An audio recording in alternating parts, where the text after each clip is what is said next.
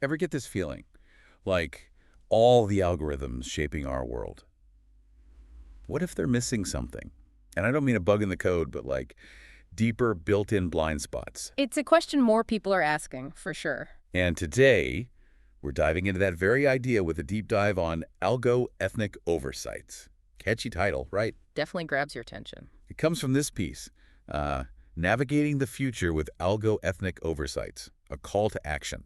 By Christian Ortiz. And the guy's credentials are impressive. We're talking a global AI ethicist who's been knee-deep in the tech world for years. Yeah, not just some armchair philosopher, right? Yeah. Ortiz has been in the trenches, mixing tech, activism, even entrepreneurship. Gets around this guy. So when he sounds the alarm calling for a call to action, we figured, okay, let's listen up. Worth paying attention to. So let's unpack this. Algo-Ethnic Oversights. Where do we even start? Well, the term itself is actually pretty brilliant. You've got algo, obviously pointing to algorithms and the whole AI world we're wading through. Right, makes sense. Then you've got ethnic, highlighting the fact that these oversights, these blind spots, they don't just impact everyone equally. Hitting certain groups harder than others. Disproportionately, and often, it's diverse ethnicities that bear the brunt of these biases. Okay, so that's 2/3 of the phrase. What about oversights? Makes it sound almost accidental. That's the key. Ortiz argues that in many cases, these biases aren't intentional. It's not like some evil programmer is sitting there thinking, how can I discriminate? It's more subtle. It's about the data. Ah, the data. The fuel for the AI engine. Exactly. Think about it.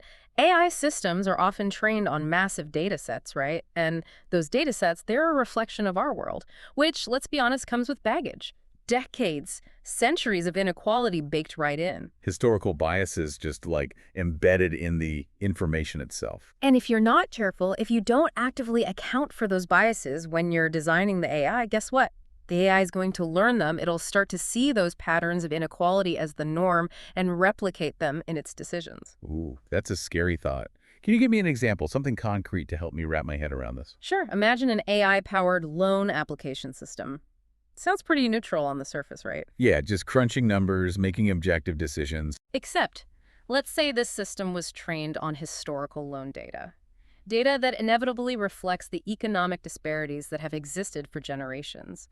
Redlining, discriminatory lending practices, all of that messy history. Yeah, not exactly a level playing field. So without careful design, this AI system, even with the best of intentions, might start to correlate certain zip codes, certain neighborhoods, with higher risk. Why?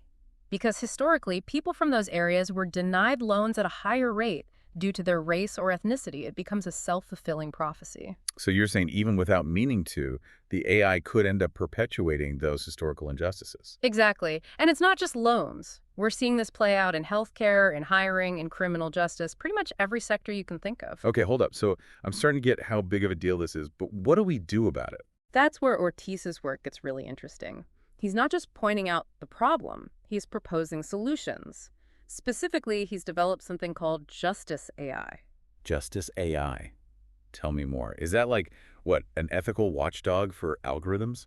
It's more like a toolkit, really.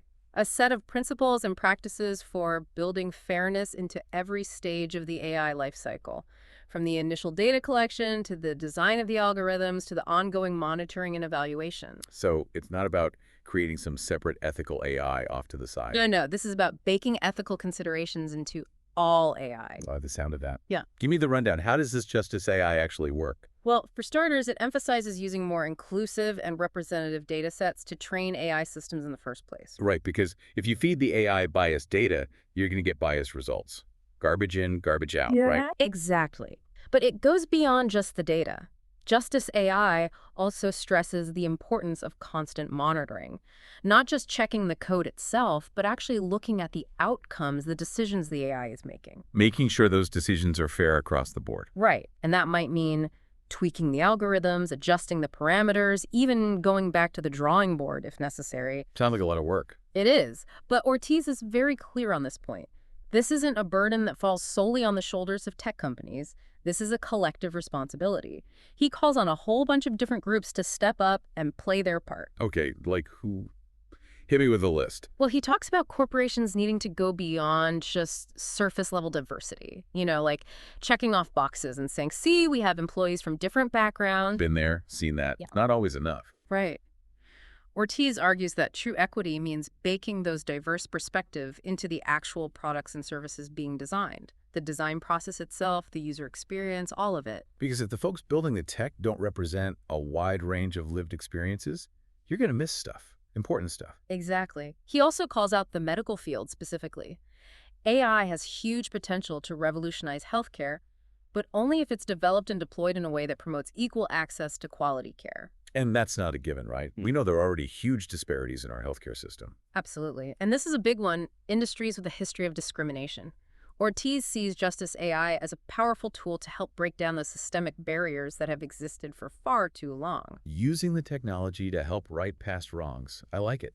And of course, he calls on universities to be at the forefront of this movement, training the next generation of tech leaders with this ethical framework in mind. It's like he's saying, look, the future of AI is being written right now, and we all have a say in whether it repeats the mistakes of the past or creates a more just future. And that's the core message here. It's a call to awareness, yes, but also, crucially, a call to action. So, as you go about your day, encountering AI in every nook and cranny of your life, from the apps on your phone to the algorithms curating your news feeds, ask yourself, could there be oversights lurking beneath the surface? And what, if anything, can I do to ensure that the technology I'm using is serving everyone equitably? Food for thought, listeners. Food for thought.